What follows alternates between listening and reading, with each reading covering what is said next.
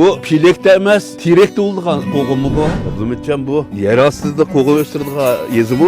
Gentiga chiqlar. Shunda Tushungan chiqdimi bu? asta. Mushtarab tushaq bo'ldi mana. Men tutib olmayman. Ha, qo'g'inni qarang. Bu pilekte emas, tirekte oldigan qo'g'in mi bu? Mava yay tegmagan ekan. Sisimaydi. Biri saçkan yivanmaydı.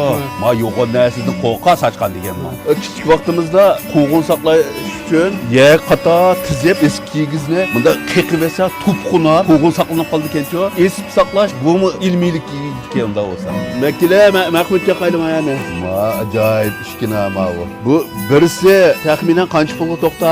Birisi chiqib 50 atrofida. Bu bunda ajr qilgan qo'g'inni hargiz 50 ko'ydan tushirayapmizlar. Ameliyatda tağda tug'ilib, gezi cho'ng bo'lganmi?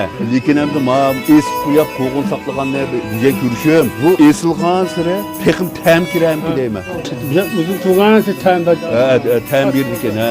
O'zlarining asli kasbi nima? Asli kasbim shopirlikni tashlab, ben mashaqqat qilib, Juvchi deydimi? Burunqi kasbim juvchi. Juv degan odamni saqlaydi. Saqlaydigan. Ma qo'g'inni assa, bu teqim saqlanadi ekan.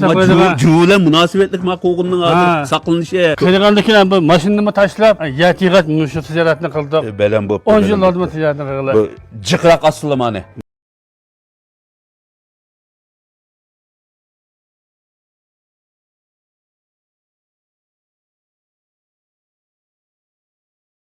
Tirekte bulunduğun qo'g'in mushu tirekte.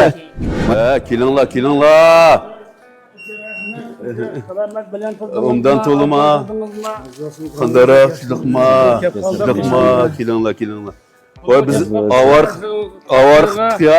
qildik. Rahmat. Ha, qo'g'inga keldingmi?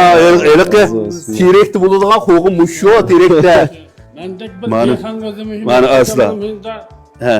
Meni bu kurashgan bir ko'pdan ko'p rahmat. Ko'p rahmat.